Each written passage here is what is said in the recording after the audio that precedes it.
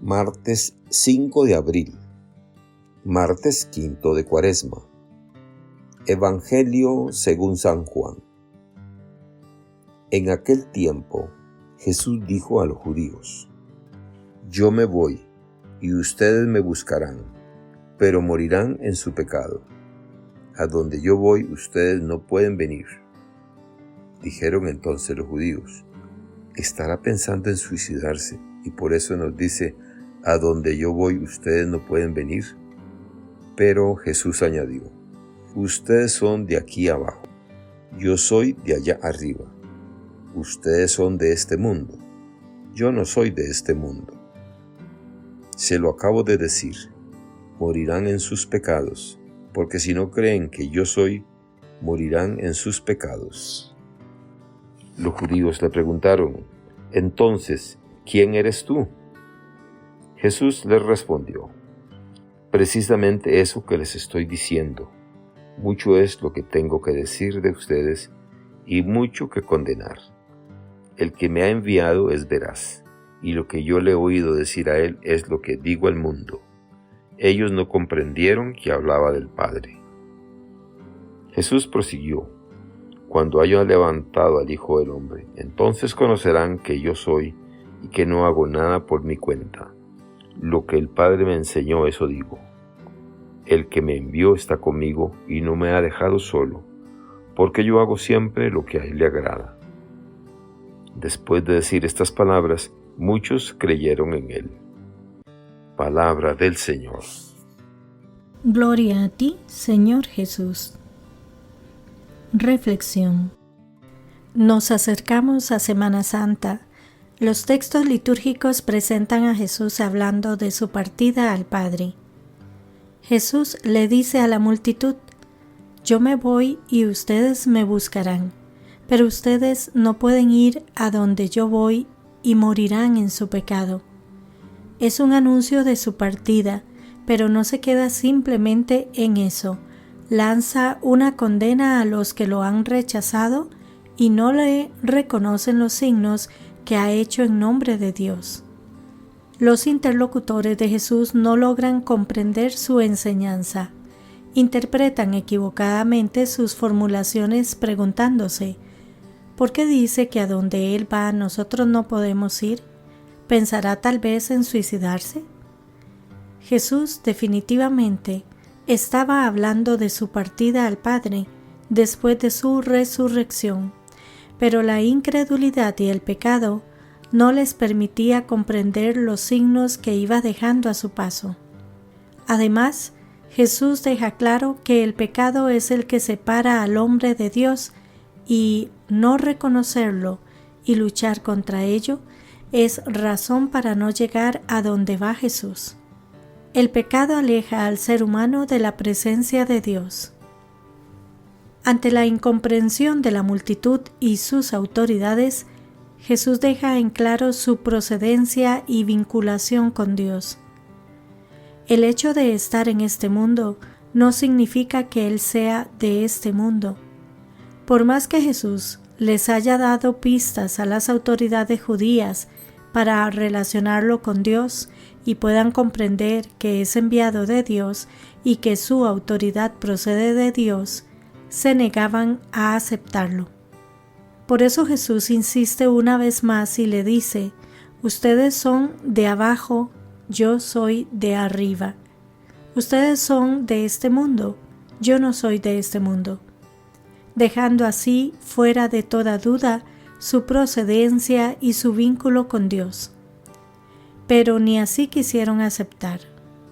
Aceptar el mensaje de Jesús implicaba para ellos aceptar el error en su expectativa del Mesías y su relación con Dios. Esta postura de Jesús ante la gente de su tiempo inaugura una nueva manera de ver la vida. Por eso, el cristianismo, como un estilo de vida, no se deja llevar por la dinámica de este mundo. Como cristianos, se trata de vivir insertos en este mundo a partir del modelo de vida de Jesús, en comunión con Dios, sometiendo al mundo a un proceso de reconciliación constante con las cosas de arriba y su justicia. Pero ¿hasta cuándo este mundo va a reconocer a Jesús como el Mesías, como el enviado de Dios para su redención? Jesús, con su pasión y muerte en cruz, como efecto del rechazo y condena recibida por las autoridades de su tiempo, reclama la justicia de Dios contra la maldad de este mundo que ha roto con todo signo que genere vida a los más desposeídos y se opone a que Dios reine y mantenga su cercanía. Sin embargo, el clamor del justo llegó hasta Dios, que lo escuchó e hizo justicia, venciendo la muerte con la vida, el rechazo con la inclusión, el odio con el amor.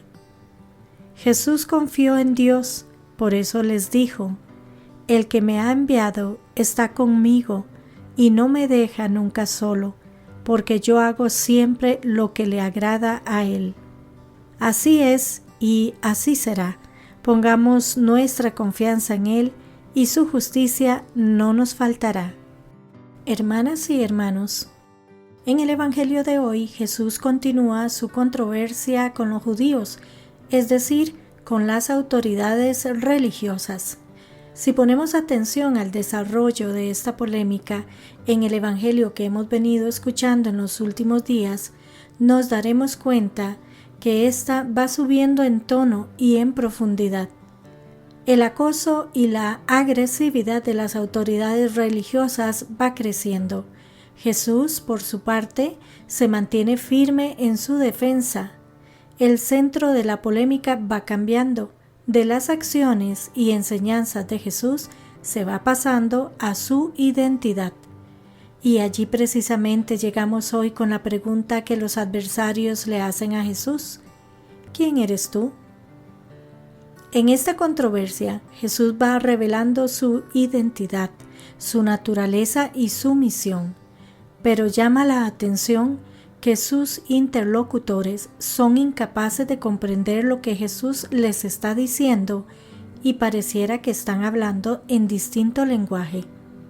La ceguera, dureza y obstinación del corazón de los dirigentes judíos les vuelve incapaces de comprender a Jesús. Jesús, por su parte, les acusa de falta de la disposición necesaria. Son de aquí abajo. Carecen, podríamos decir, de la necesaria altura de miras y de la apertura para entender los designios de Dios, que se manifestarán plenamente en la cruz cuando sea levantado el Hijo del Hombre. Pero más que quedarnos en la mera controversia, es importante que vayamos al fondo de la cuestión y aprendamos de las enseñanzas que ésta nos deja. En primer lugar, debemos revisar nuestras actitudes cuando nos acercamos a la persona de Jesús y a su mensaje. Puede que, creyendo que sabemos mucho acerca de Dios y de cosas religiosas, seamos tan superficiales, ciegos y duros de corazón como los adversarios de Jesús. En segundo lugar, en vísperas de la Semana Santa, es importante que nos preguntemos seriamente: ¿quién es Jesús? A eso nos lleva la pregunta del Evangelio de hoy: ¿quién eres tú? La sociedad y los medios de comunicación nos ofrecen hoy respuestas tan superficiales, erróneas, frívolas, que por eso nos dicen que la Semana Santa hay que pasarla en la playa o en la montaña. La semana deja de ser santa y se convierte en una semana de vacaciones, una semana para todo tipo de desórdenes. Aún no hemos comprendido quién es Jesús, aún no hemos comprendido lo que Él hace por nosotros. Si nos tomamos en serio la pregunta, nos daremos cuenta que esos judíos adversarios de Jesús no se distinguen mucho de nosotros, en realidad nos representan a todos. Igual que es duro y arriesgado caminar por el desierto hacia la libertad, como el pueblo judío en el desierto que nos presenta la primera lectura de hoy, tampoco es fácil entender y aceptar este mesianismo de cruz que nos propone Jesús. Para alcanzar la vida, hay que entregar la vida. Para vencer a la muerte hay que pasar por ella. Efectivamente, son dos visiones contrapuestas de entender el destino de Jesús y el mensaje de Dios. No podemos acercarnos a la salvación de Dios desde una visión mundana y terrena de la vida. Si no nos entregamos al sentir de Dios, no somos capaces de vencer el pecado y la muerte. Por eso Jesús les dice: si no creen que yo soy, morirán por sus pecados. Yo comunico al mundo lo que he aprendido de Él. Esta es la clave del misterio de Jesús. Toda su vida está en función de la voluntad del Padre, hasta su final cuando sea levantado en la cruz.